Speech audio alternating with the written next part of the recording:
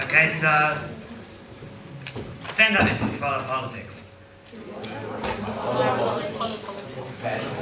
Okay, we've got a few now. Most of us trust our politicians to solve the problems that come up every now and then, and I just hope that this works. Yeah, so some of the current issues that we've heard about: global warming, the resource crisis, asylum seekers, and a possible third world war. And our politicians have come up with a number of really interesting ideas to solve these problems. They've come up with a carbon tax, coal seam gas mining, offshore processing, and peacekeeping to make sure that our lives are as trouble-free as they can possibly be. But recently I noticed that there was something that, there was a problem much bigger than any of these that I've got listed here, that was also a major contributor to these problems, and if left unsolved, it would create doom for the world much sooner than any of these problems would. James Roos, today I'm going to talk about uncontrolled population growth. So you must be thinking, okay, this guy's just told me that our politicians have got it wrong. Population growth is a problem and no one's noticed about it. Well, that's not quite right, but before I talk about that, let me give you some stats.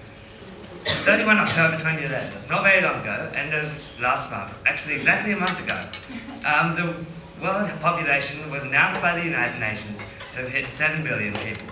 And current estimates show that at current living standards, our world can't support more than 9 billion people. There's not enough space, there's not enough resources to support that many people. And I'm sorry to say that by 2050, at this rate, we will have 9.5 billion people living on this earth. And so countries around the world are working hard to prevent population growth. China has come up with its renowned one-child policy, where a couple can only have one child to help China resist uncontrolled population growth. But then let's have a look at the effects. Population growth causes unprecedented stress on our current food, fresh water, and fossil fuel resources. This stress will cause possible conflict for these resources as countries fight over which land is theirs, which bits of water are theirs, whose oil wells and coal mines are theirs. And let me show you some statistics, and I hope that this will work. Okay, just a minute. I had it open someone's, I don't know.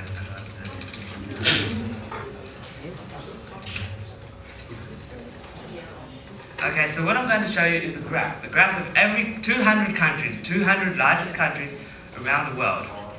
And I'll just wait for it. Okay, I'm not getting very good response. Okay, while I wait for that, I'll just explain to you what I'm about to see, and hopefully I've got my friendly laser pointer here to And so what I'm going to do is I'm going to plot GDP per capita along our y-axis here, and the fertility rate, the number of children a woman has along the x-axis.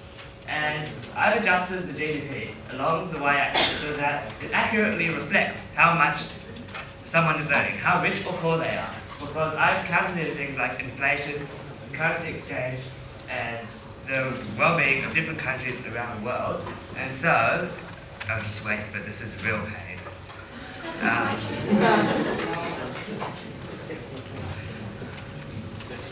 Okay, I'll wait.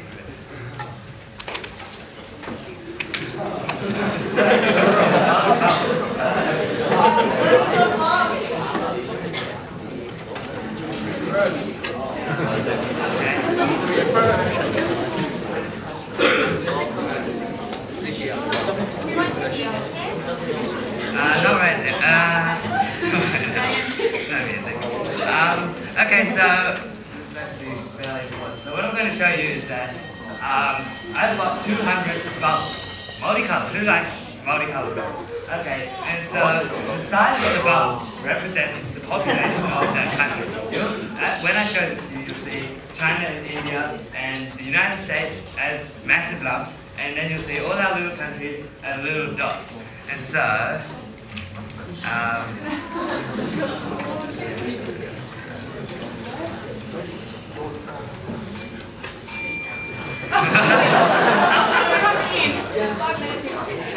That's fine.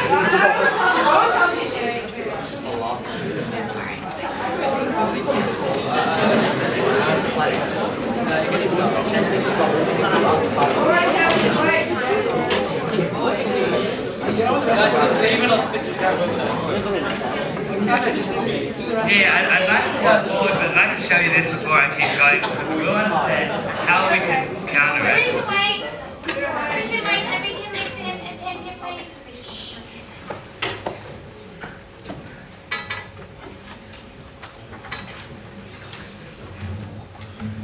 It's killing me.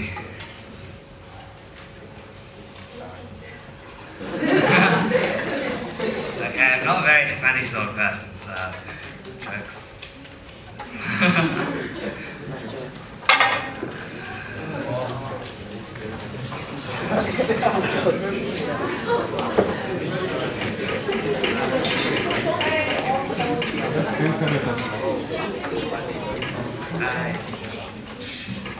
Okay, you can chat between yourselves for a little bit. Actually, there's one.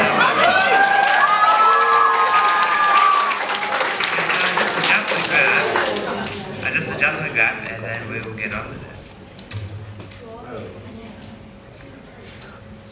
Okay, so here we have the world in dots. And so this is 2010, last year. I'm sure you all quite remember last year.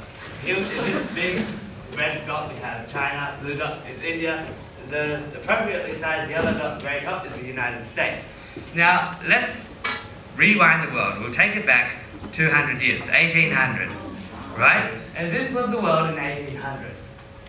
People had 4, 5, 6, 7 children and women, and no one earned more than $3,000 in 2005 standards.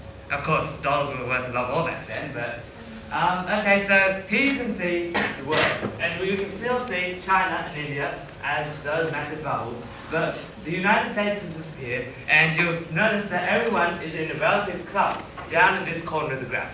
Now, I'll just play the world. Okay, and here we have statistics, and okay, most of these bubbles are estimates right now. But what's happening is that we can see a general economic rising in the world.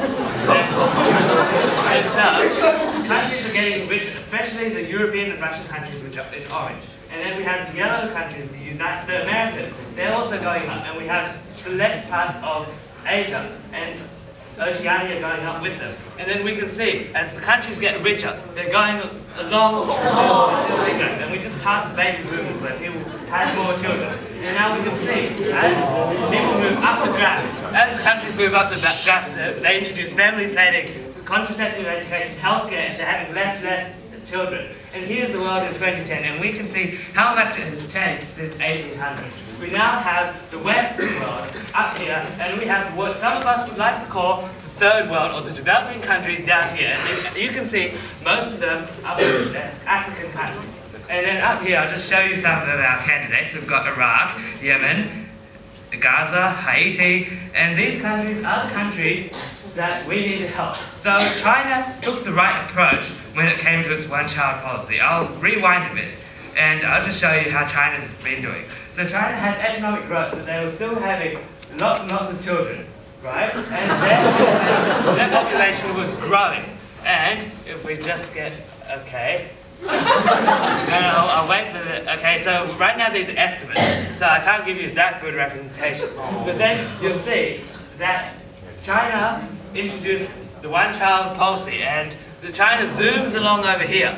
And then you'll see that China is now in the 1 to 2 children per woman. Well, it should be 1, but 1 to 2 children per woman.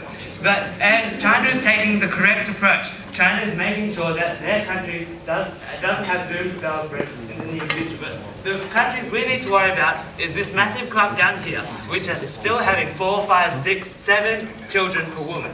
And these are the countries that the politicians haven't really thought about.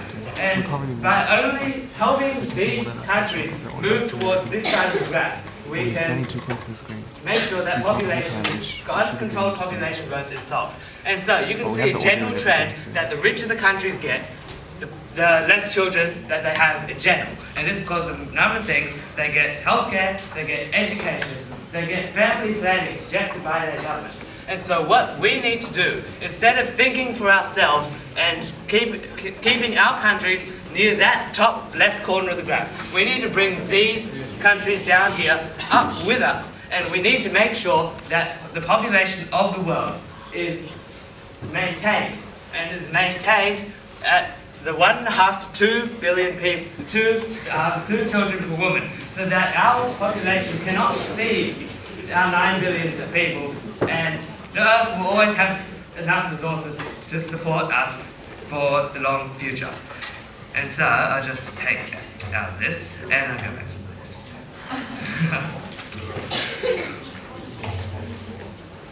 Okay.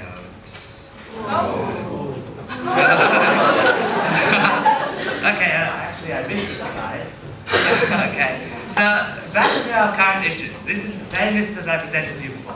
We can see why population growth is such a big issue. Because see, global warming. As more and more people live on this planet, the lower countries are going to become industrialized. They're going to produce carbon emissions. They're going to make global warming such a bigger problem than it is right now. And then we have the resource crisis, which will be even worse when there are more people demanding resources for their living. And asylum seekers, there will always be countries with war and conflict, and those people in those countries will want to come to the better countries. And the number of asylum seekers will increase exponentially. And because of these three things, because of the conflict that is being derived from uncontrolled population growth, we might as well have a third world war. Because with that many people living on the earth, it is unacceptable, it is impossible for the world to support that many people and for people to live happy lives. Okay, so how can we solve this? Well, our governments around the world have been putting money into their schemes. We've had things like the Digital Education Revolution, giving laptops to some students at school right now. Sorry, you're right. And we've had policies introduced. The carbon tax, we've allowed